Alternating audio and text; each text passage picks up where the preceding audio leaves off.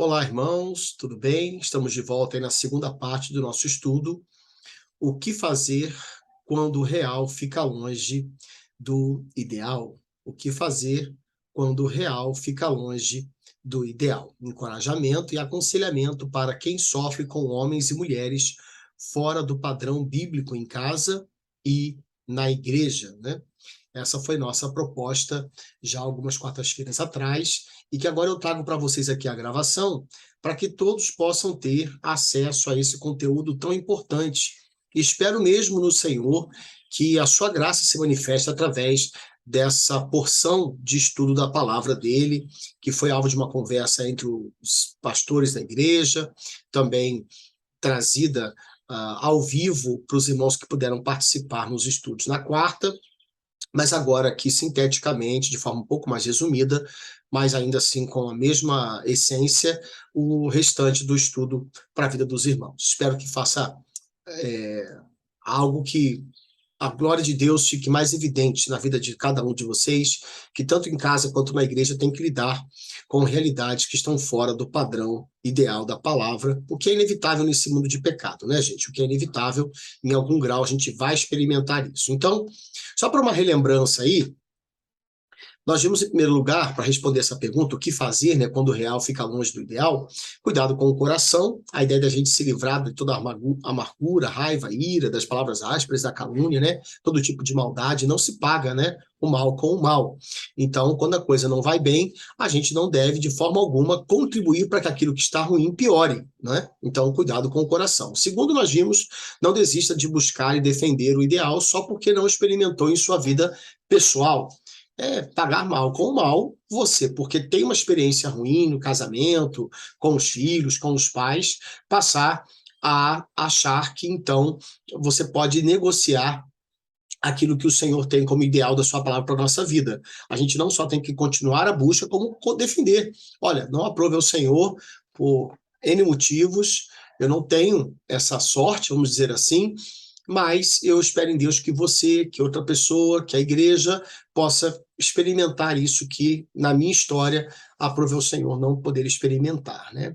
Até porque a ira humana não produz justiça divina. Não adianta a gente querer mudar o que Deus fez só porque a nossa experiência não é positiva nesse mundo tão complicado, tão complexo, né? Terceiro, nós vimos que é necessário crer na justiça divina. O que fazer quando o real não se aproxima do ideal?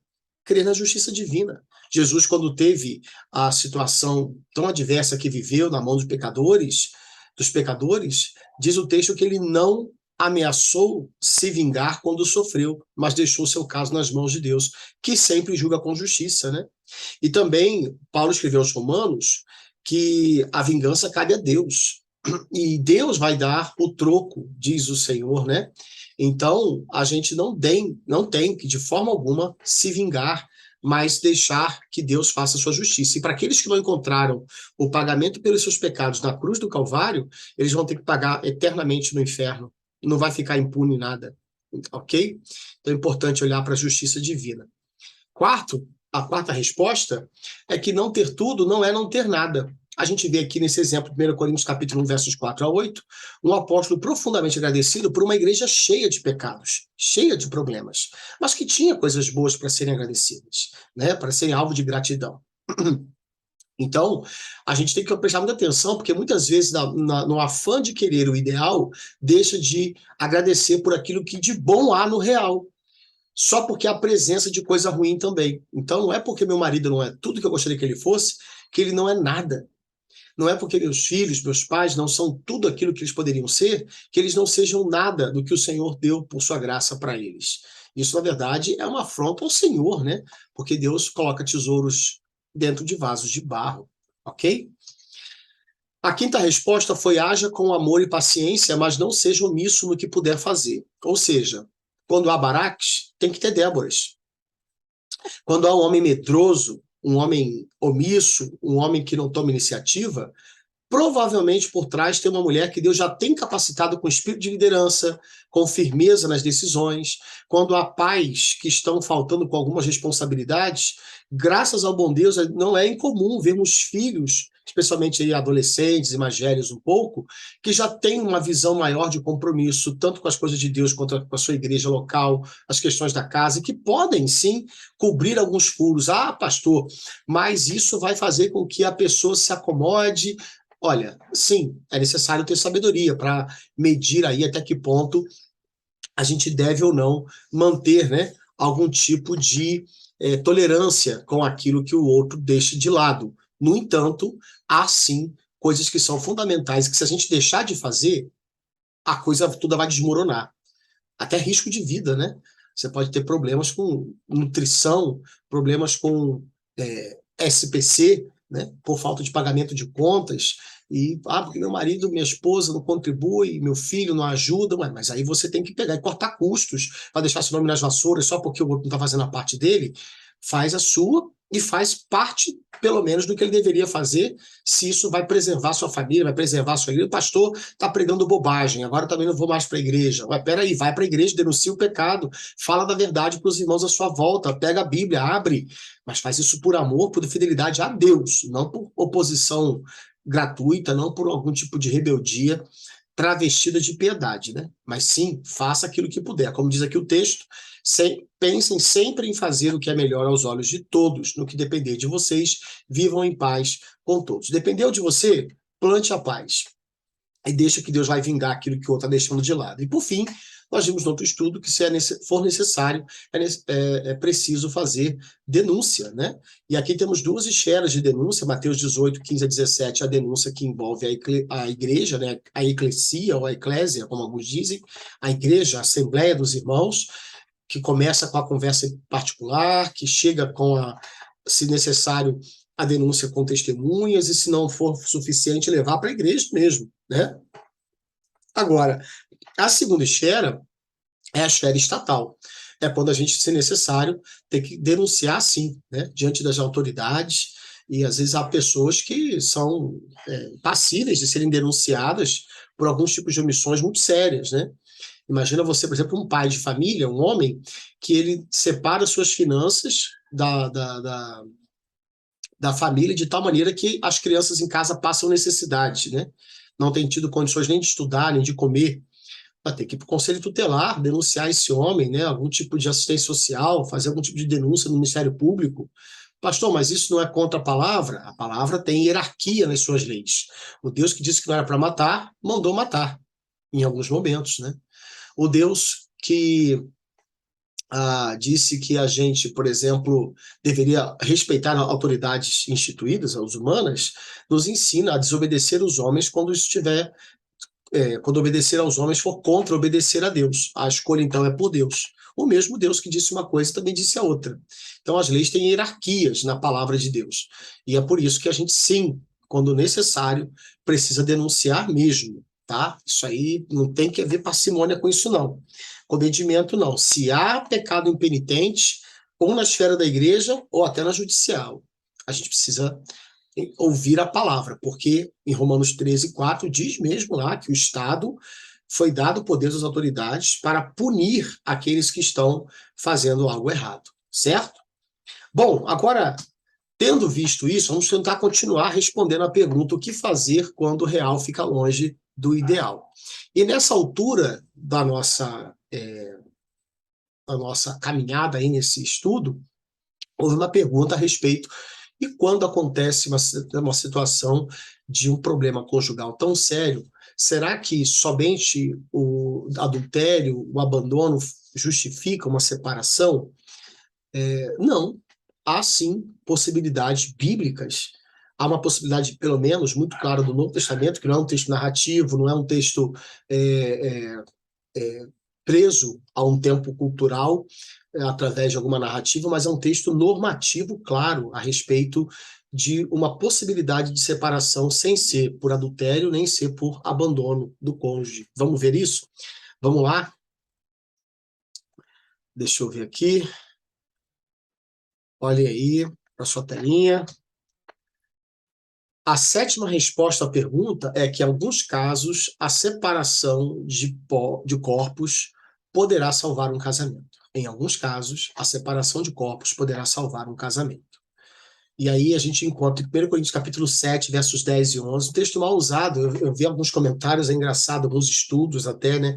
O pessoal às vezes é até desonesto. Se não é ingênuo, se não é desavisado demais, beira a desonestidade, pelo menos. Eu espero estar errado, mas alguns beiram a desonestidade intelectual, interpretativa. Porque é muito óbvio. Você vê aqui nesse texto, para os casados, porém, ou seja, em contraposição a outro grupo que eu estava falando sobre eles anteriormente, tem uma ordem que vem não de mim, mas do Senhor. Ou seja, Jesus falou sobre isso, tá? Essa é a ideia de Paulo, está claro. Isso aqui provavelmente Paulo está pensando no que Cristo conversou com os discípulos, junto com os fariseus, a respeito do divórcio, do novo casamento, tá? Aí ele diz o seguinte, citando então o Senhor: a esposa não deve se separar do marido, né? Aquela ideia de que o que Deus uniu não separe um homem, né? Agora, se o fizer, olha que interessante, se o fizer, que permaneça solteira ou se reconcilie com ele, e o marido não deve se separar da esposa. Ou seja, nós vemos aqui claramente um texto, e olhe de novo para o texto, você vai perceber que há uma possibilidade, ó, mas se o fizer, é possível que seja necessário. Paulo não esmiuça, Paulo não dá para a gente aqui um compêndio de possibilidades práticas para que essa necessidade se tornasse concreta.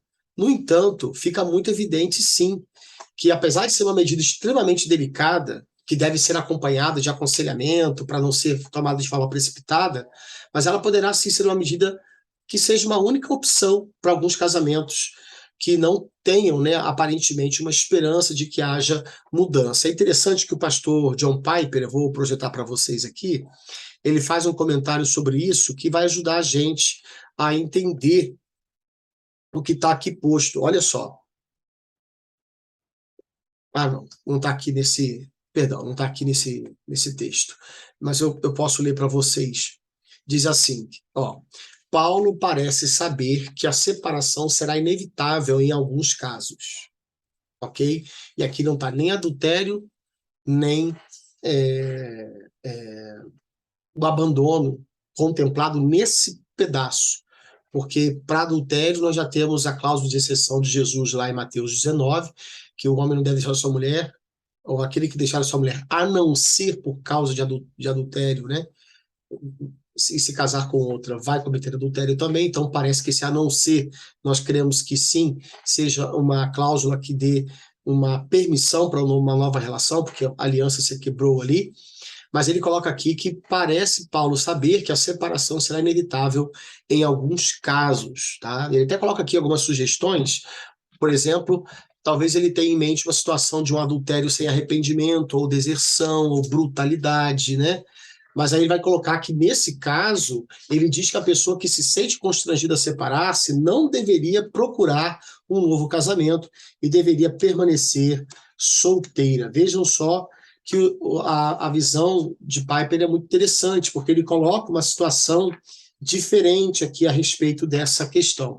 Se a gente olhar aqui o comentário Vida Nova, tá? Esse calhamaçozinho aqui, organizado pelo pastor Jay Castro, e também parte comentado por ele, ele assim comenta essa parte de forma muito interessante. Paulo aceita que há ocasiões em que a separação é necessária. Entretanto, em tais circunstâncias, quais circunstâncias? Aí a gente precisa pensar na realidade, né? Em tais circunstâncias, ela tem, no caso a mulher, apenas duas opções. Isto é, permanecer separada ou se reconciliar com o seu marido. E ele vai colocar para o marido a mesma condição, quando ele coloca que também o marido não deve separar da sua mulher. Isso é muito interessante, gente, e muito negligenciado. Pastor, isso tem a ver com um homem que é marido de mulher não crente. Não, isso vai ser tratado nos versos 12 em diante.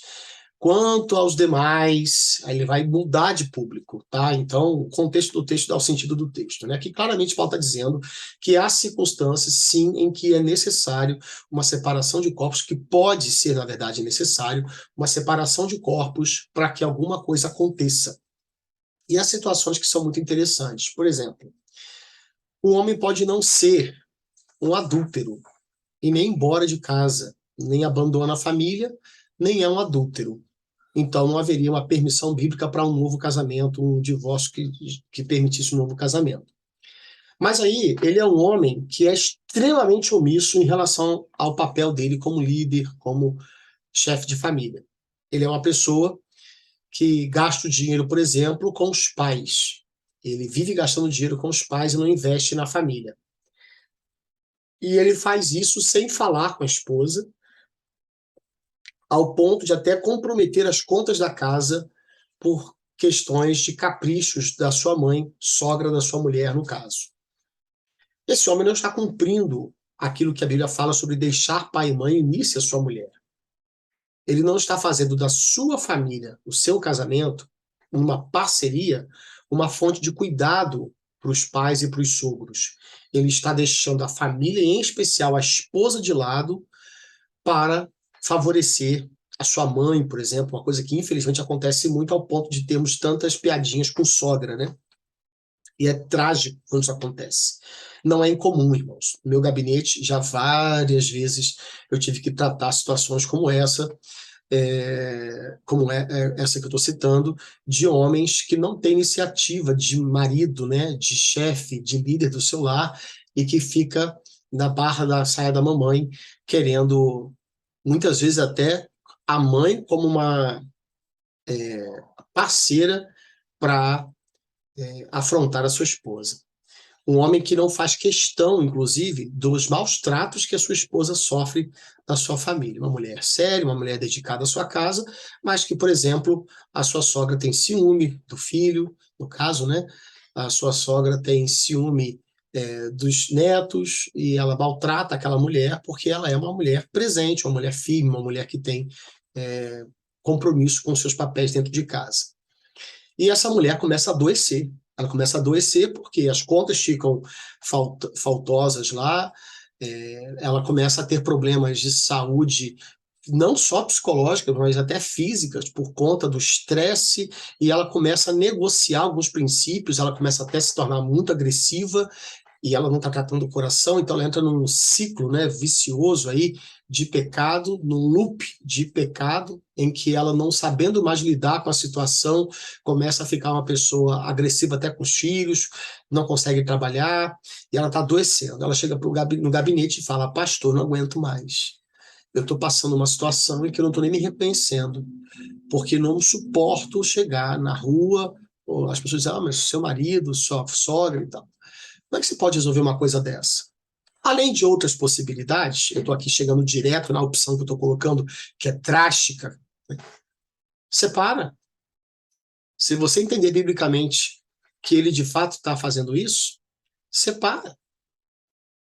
Pastor, mas eu não quero acabar meu casamento. Então, por causa disso mesmo, deixa ele entender que não é possível viver assim, até porque você está começando a negociar princípios. Você começou, por exemplo, né, tem mulheres, temos aí, a gente pode pensar em o homem sofrendo isso com a sua sogra, com o seu sogro, né? A gente pode pensar aqui em outras situações em que uma mulher tem um pecado persistente, ou um homem também, que não seja o adultério, que não seja o abandono, mas algum tipo de pecado que gera um adoecimento tão grande da família, uma agressividade verbal, uma indiferença total, um silêncio ensurdecedor dentro de casa, em que essa mulher tenta a conversa, ou esse homem tenta o diálogo, mas nunca consegue nenhum retorno, e isso começa a adoecer tanto e envenenar tanto a família, que você percebe que você pode perder a estribeira e fazer uma bobagem até.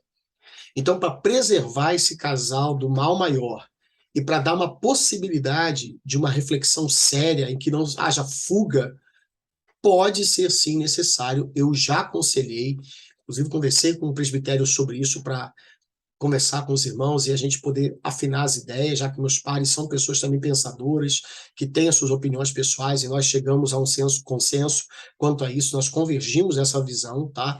Então nós somos concordes quanto a isso. É possível sim que a gente tem que aconselhar um casal à separação, não com vistas a um divórcio definitivo, mas às vezes até mesmo a um divórcio é, pedagógico, um divórcio didático. Em que sentido? Vamos imaginar que é um homem, estamos tratando de um homem profundamente relapso, safado, sem vergonha, merecia uma coça de vara, sabe?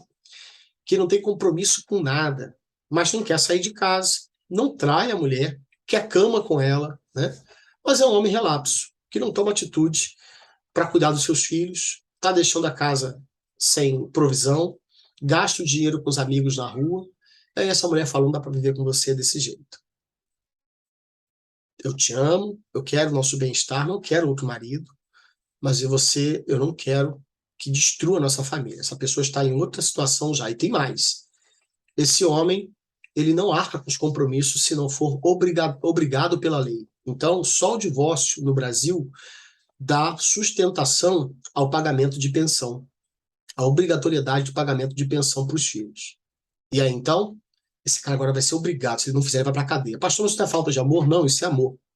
Isso é amor. É o amor que Deus deu para Israel quando mandou lá pro exílio, no caso Judá, né? Esse é amor, sim. É o amor de Hebreus 12 que diz que Deus açoita aos filhos a quem ama. E se alguém está fora da disciplina de Deus é porque não é filho, é bastardo, é filho ilegítimo, né? É o amor que fez Paulo orar para que Deus mandasse Satanás para destruir o corpo de um sujeito para dar a possibilidade dele, no sofrimento, encontrar salvação para sua alma. 1 Coríntios capítulo 5. Então, há situações que somente essa condição, eu me lembro que a última vez que isso aconteceu na minha experiência ministerial, era uma situação muito estranha, porque a família do marido não só não topava a esposa, como maltratava a esposa, maltratava literalmente, publicamente, em uma situação vergonhosa, profundamente vergonhosa, gerando uma maledicência com o nome da esposa até para fora dos ambientes familiares. Isso chegou até a lugares que a gente não imaginava, envolveu até gente assim da igreja. Foi ruim, foi muito ruim. Tive que acionar até a liderança da igreja para ficar sabendo, já que a gente ia tomar uma decisão drástica. E eu trouxe aquela mulher a decisão, abri o texto e disse, olha, está aqui. Parece que se de fato esse cara não desistiu de você como esposa e há alguma esperança para esse casamento, essa esperança só se manifestará por uma distância segura, pelo menos por tempo determinado. Um tempo que dê para vocês um espaço e ele perceba que você não está brincando, que isso é sério. Do contrário, pastor, mas e se separar de vez a pessoa sumir, não quiser mais nada? Só vai provar o que estava no coração, aí deu o abandono, configurou o abandono, a traição, se arrumar outra pessoa, e isso vai só te deixar livre quem sabe é um livramento do Senhor, de um cramunhão encarnado que estava na tua vida, né? Então, há sim situações que isso possa ser possível, e eu louvo a Deus, porque nesse caso, o homem veio bravo falar comigo, né? Porque estava achando que o pastor tinha aconselhado o fim do casamento, quando na verdade não era isso. Eu pude mostrar biblicamente que era tábua de misericórdia para ele tomar jeito, tomar vergonha na cara. E eu louvo a Deus que isso lhe deu coragem de chegar para a família, conversar de forma séria e assim tomar uma atitude. Pode acontecer o fim do casamento? Pode. Mas já tinha acontecido no coração, só estava em vista de trazer um mal ainda maior. E Deus trouxe um livramento. Mas também pode trazer a mudança, né? Diz que existe um ditado que fala que só dá valor quem perde, né? É só quando a gente perde que a gente passa a dar valor. Então, às vezes, uma perda momentânea pode gerar a valorização, o reconhecimento que está faltando quando se acha que aquilo está tudo de mão beijada ali, né? Deus fez isso com o povo muitas vezes. Ele fala, se vocês não andarem direito, vai ter uma hora que eu não vou mais ouvir vocês orar, eu vou deixar vocês sozinhos. E essa atitude de Deus não era abandono, interessante, porque Deus disse que nunca abandonaria, ele não pode mentir. Mas esse aparente abandono era o remédio que geraria a busca, o arrependimento. E glória a Deus porque isso aconteceu. Isso acontece em nossas vidas, inclusive, muitas vezes, né? Tá bom, gente? Eu demorei um pouquinho mais nesse aqui, porque esse texto aqui é complicado, né? E eu espero que vocês tenham entendido isso. Nós temos uma prioridade, um ideal de casamento sem separação, ou seja, indissolúvel, inseparável, até que a morte chegue, ou até que Cristo volte. A dureza do coração, que acaba sendo necessário nesse mundo de pecadores com o qual Deus lida sem neura, dando inclusive a permissão do divórcio e a permissão de novo casamento no caso de adultério e de abandono.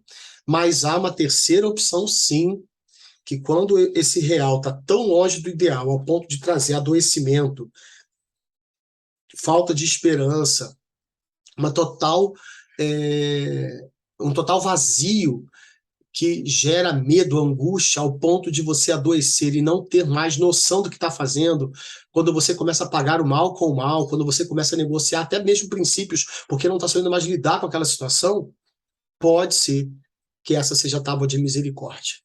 Pode ser. É necessária oração, aconselhamento para uma decisão que é pessoal, de foro íntimo, deve ser respeitada, mas também deve ser alvo de responsabilização. Quem tomou é responsável pela decisão que tomou. Não é? Não é quem aconselha, não é a Bíblia que é responsável pelos meus atos. Sou eu que sou responsável pelos meus atos. Mas quando eu confio na palavra e alguma coisa dá errado daquilo que eu esperava, não dá errado porque a Bíblia errou, dá errado porque a pessoa que estava comigo não reagiu da maneira santa, não aproveitou a oportunidade. É problema dela, né? Teve gente que morreu no cativeiro babilônico, e é interessante que, se não me falha a memória, lá em Jeremias, Deus fala assim no meio do profeta: não resistam, não resistam, não façam guerra contra a Babilônia, aceitem o cativeiro. Quem não aceitar vai morrer. Quem resistir vai morrer. E muita gente morreu. Mas não foi culpa de Deus. Não é que Deus deu um método errado. Ih, caramba, deu errado. Não existe isso. Primeiro foi que as pessoas não quiseram ouvir, eram perdidas mesmo. Mas quem ouviu foi para a Babilônia, casou-se, teve filhos, na paz da cidade encontrou sua paz, e depois teve uma geração que voltou para casa. Fruto do cativeiro, do divórcio entre Jerusalém e Judá. E depois voltaram. Tá bom? Pensa nisso aí. Seguindo um pouco mais agora. Bom, a próxima respostinha é: no caso de pastores, não deixe de denunciar o pecado. O texto de 1 Timóteo 5, versos 19 e 20 diz assim: não aceite acusação contra um presbítero sem que seja confirmada por 2 ou 3 testemunhas. Isso aqui é muito importante, porque Paulo está colocando para Timóteo que, infelizmente, sim, é possível que haja pessoas que, no afã de demonstrarem sua rebeldia, sua falta de obediência, de humilhação, de atitude de servo diante de uma liderança saudável, possa esconder-se dessa atitude através de alguma denúncia falsa. Eu até comentava com a igreja ao vivo que não é à toa que eu, por exemplo, quando alguém fala alguma coisa numa avaliação a respeito da minha pessoa ou dos meus trabalhos, da minha forma de agir, e que eu percebo que é uma coisa muito séria, muito dura, eu pergunto para os demais presentes: olha, isso é comum aos demais irmãos? Os irmãos compartilham? Mais alguém compartilha disso? E já houve caso em avaliação na igreja em que uma pessoa me disse uma coisa que era uma coisa, a meu ver, que era bastante complicada, difícil de lidar com. Eu não percebo isso na minha atitude, na minha pessoa. Se fosse verdade o que a pessoa está dizendo, eu seria um pecador deliberado numa área assim que seria talvez até, quem sabe, desautorizadora para o meu ministério. E aí eu, inevitavelmente, irmão, se alguém mais compartilha dessa ideia, alguém mais vê isso no pastor da igreja? Não, ninguém vê isso. Um monte de gente. Será que está todo mundo errado, só que a pessoa está certa? É claro que não, né? É possível que alguém esteja certo e todo mundo esteja errado? É possível sim. Pode ser que uma pessoa tenha visto uma coisa, um ato, uma omissão qualquer, tenha experimentado uma coisa nos bastidores que ninguém viu. Mas até que Deus revele isso de outra forma, essa pessoa então nem pode fazer essa acusação publicamente. Tem que orar e pedir a Deus para revelar, né? Porque ela sozinha só tem a palavra dela, né? Infelizmente, há pastores que poderiam ser enquadrados nisso. Espero em Deus nunca ser, por sua graça e misericórdia, tá? Mas é importante observar isso. E é necessário que cada um pense sempre mesmo sobre aquilo que está pensando, aquilo que está avaliando de ruim na sua liderança, no seu pastor, nos demais pastores auxiliares, se é uma coisa que tem a ver com questões superficiais, de metodologia, de forma, né? Por exemplo, vou dar um exemplo para vocês aqui. Eu tenho noção da minha total incapacidade de cuidar de cada ovelha do rebanho diretamente, como se fosse o médico de casa, né? Eu preciso de enfermeiros, eu preciso de pastores auxiliares, médicos auxiliares. E o meu pastorado chega à igreja toda através dessa rede. Creio, inclusive, que essa é a vontade de Deus. Vamos supor que uma pessoa, na sua necessidade pessoal, se sente mal assistida porque o pastor, em pessoa, não está lá perto dela. Ela até poderia estar certa, se nenhum cuidado chegasse lá. Mas aí tem um irmão, tem um líder, tem um outro pastor que foi comissionado para isso, cuidando de... fulano esteve perto de mim, o pastor não esteve. Não, mas o pastor estava com aquela pessoa que estava lá perto. Irmãos, graças a Deus por isso, são inúmeras as situações da Quinta Igreja, inúmeras, casamento, filhos, enfermidade, questões pessoais, financeiras, de várias ordens, né, áreas da vida, que eu tive que comissionar, e até hoje faço isso e vou fazer sempre, porque é uma premissa ministerial, senão ninguém será assistido, ou muito poucos serão assistidos de verdade no ministério pastoral, porque, biblicamente, ovelha cuida de ovelha, pastor capacita ovelhas para isso, né? Ele deu pastores mestres com vistas ao aperfeiçoamento dos santos para a obra do ministério. Interessante observar isso. E é por isso que há muito mais cartas para as igrejas do que carta para pastor, né? Tem 3 cartinhas no texto sagrado que é para pastor pastorear, mas há 10 cartas no texto para a igreja ser igreja. Só pensando em Paulo, fora de Judas, fora de Pedro, fora de Tiago, né? São cartas que são dirigidas às igrejas. Isso é muito interessante observar. Mas aí o irmãozinho falta com esse raciocínio, falta com esse entendimento, e ele acha que ele foi abandonado, né? Então, obviamente, que a igreja não tem que ouvir de primeiro uma denúncia dessa. A pessoa está equivocada, né? Ela não tem nem como fundamentar isso, ok? Mas pode ir além. Pode ir além e o texto continua. Ele fala, no caso de pastores aqui, que não se deve deixar de denunciar o pecado. Aí quando ele coloca, né, aqueles que pecarem, e quando então se confirmar, né, sendo confirmado por 2 ou 3 testemunhas o pecado, aqueles que pecarem devem ser repreendidos diante de todos. Aqui o processo é diferente um pouquinho do membro comum da igreja. Porque no caso de liderança, quando é como liderança, Tiago escreveu no capítulo 3, verso 1, que os mestres serão cobrados com muito maior rigor. Não sejam muitos de vocês mestres, porque esses serão cobrados com maior rigor. Então, essa graduação aqui se aplica. Nós temos a necessidade de repreender diante de todos, o que vai servir de forte advertência para os demais. Não se deve brincar com isso. Pecado de pastor é coisa séria, pecado de liderança é coisa séria. Se o líder não admitir o pecado evidente em sua primeira abordagem, que seria com essas testemunhas, ele deve ser, sim, envergonhado diante de todos. Tem que se levantar num culto de manhã, interromper, não deixar falar, que se ele está impenitente, isso aí é mercenário, não é pastor, não. Tem que pegar firme, né? Tem que esperar nem a assembleia, não. Pode envergonhar. Ah, mas pastor, tem gente que fica escandalizado, tem gente que bajula pastor, tem gente que não sabe da situação. Então, com testemunha, se há verdade naquilo, a verdade se sustenta por si só, então vai ser mais tranquilo, mas tem que se defender as ovelhas de lobos, né, travestidos de pastores, tá bom? Essa é uma questão que a gente não pode esquecer. E aí, indo um pouco mais adiante, isso aqui é importante por quê também? A gente está vendo isso aqui porque a gente está pensando tanto em real, que está fora, longe do ideal, na nossa casa, como também na igreja, né? Então, na igreja, se tem alguém no pecado, especialmente liderança, tem que ser chamada a atenção. A igreja não tem que ser conivente. Muitas vezes, a gente sofre muito com liderança porque a gente espera demais. Espera demais. E aí, uma falsa piedade, um falso respeito, uma falsa reverência, muito mal direcionada, a gente fica suportando. Na Bíblia não tem isso não, tem 2, 3 testemunhas. O cara está no pecado, não quer se arrepender, chega para a igreja e envergonha publicamente. É isso aí mesmo, tá bom? Ok? É uma forma de lidar quando o real está longe do ideal. Agora, indo mais adiante, já vimos esse. O que fazer, então, quando o real fica longe do ideal? 9, jamais, em todo caso, jamais negocie princípios bíblicos por causa de qualquer vínculo relacional humano. Irmãos, essa é uma questão muito séria. É uma questão muito séria porque muitos de nós muitos passam, né, a negociar valores fundamentais, princípios bíblicos básicos por causa de conchavo humano. E isso é tremendamente triste, tremendamente ruim. Olha, o que não me diz respeito não é para eu saber. O que é de outras igrejas, eu oro. Isso se me chegar para pedido de oração, se chega como fofoca, eu repreendo. Mas é um amigo muito íntimo que estava a fim de bater papo.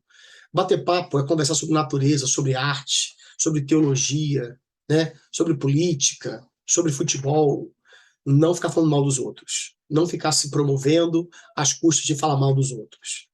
É triste quando a gente ouve dizer, por exemplo, que até mesmo lideranças, pastores, se referem a ovelhas de quem discordam com palavras chulas, né, palavras de depreciação, né, que atacam a honra, a dignidade pessoal. Uma coisa é discordância de pensamento, outra coisa é o menosprezo, é o desprezo, né?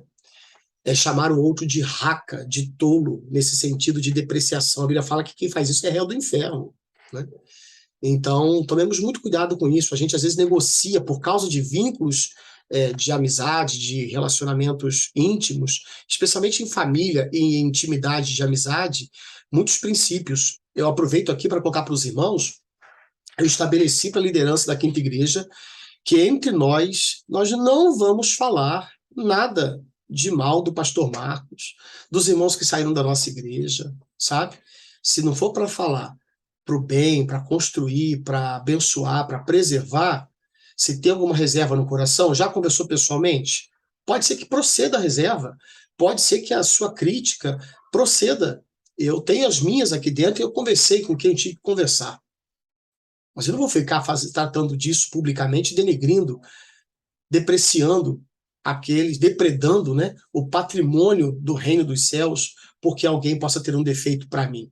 Ora, meu papel é ser pacificador e não incendiador, né? É ser aquele que perdoa em Cristo e não aquele que acusa em Satanás. Então tomemos muito cuidado com isso, porque dependendo do tipo de amizade que nós temos perto da gente, a gente costuma mesmo negociar princípios bíblicos.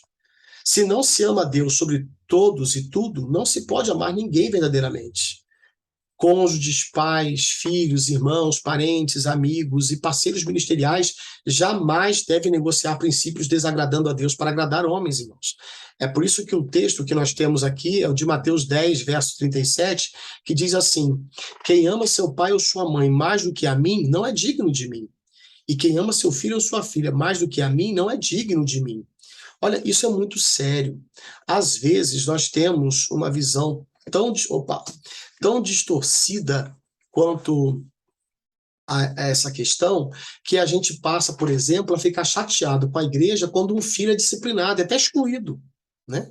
Nós temos casos em nossa igreja de jovens, adolescentes, que são bênção, mas são pecadores.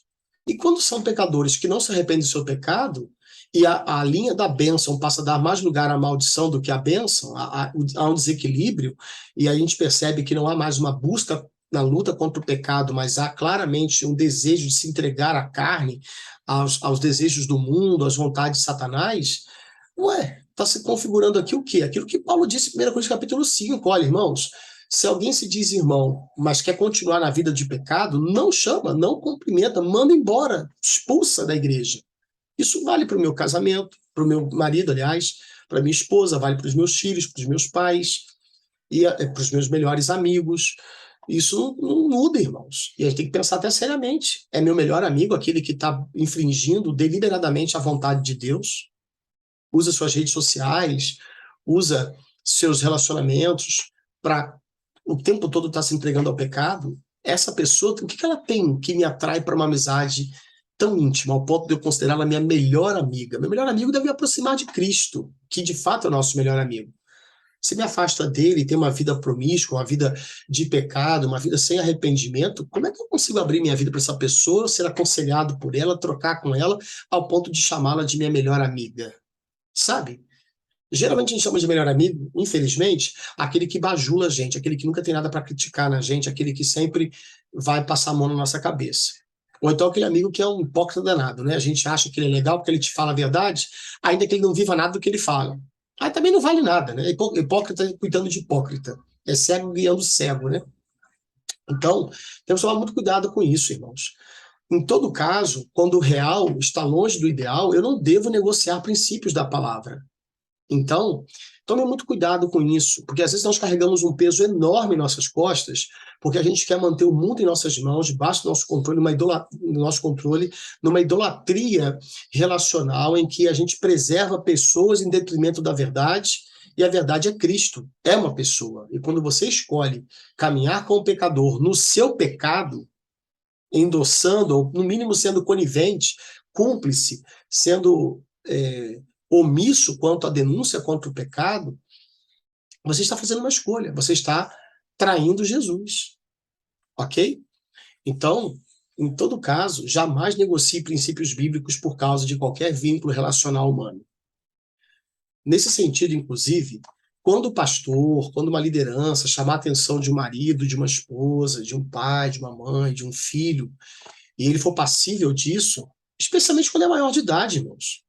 Quando é maior de idade, nós temos aí vários jovens na nossa igreja que moram com seus pais, mas eles já respondem legalmente como adultos, como civilmente capazes, né? Como diz o Código Civil brasileiro.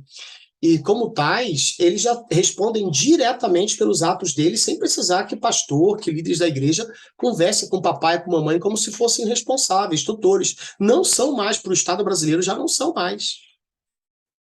Se um filho de 17 anos sai pela rua com um carro sem carteira e ele faz uma bobagem qualquer na rua, os pais vão ter que responder junto com aquele menor. Mas se ele tem 18 anos de idade, ele faz alguma maldade com alguém na rua, pai e mãe não tem nada a ver com aquilo mais. Ele responde sozinho pelos crimes dele.